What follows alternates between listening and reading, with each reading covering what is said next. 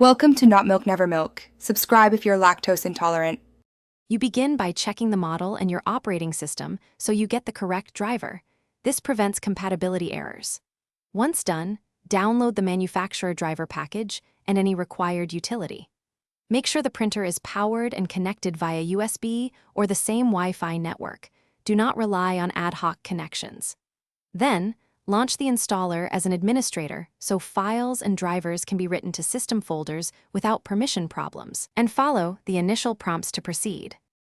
You run the installer and accept elevated privileges so all system components install correctly. This avoids failing halfway.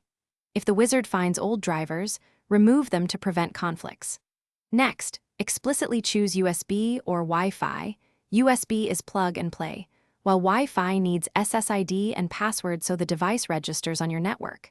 Install optional utilities like scanning or fax software because they enable full functionality. Make sure the installer registers the printer with the OS and sets it as default if you plan frequent use.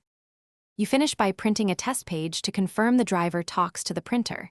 This checks alignment, drivers, and network reachability. Then update firmware and drivers to fix bugs and improve stability, and reboot both devices to clear transient errors. If something goes wrong, reinstall the driver, restart the print spooler service, or run the installer in compatibility mode for older OS versions.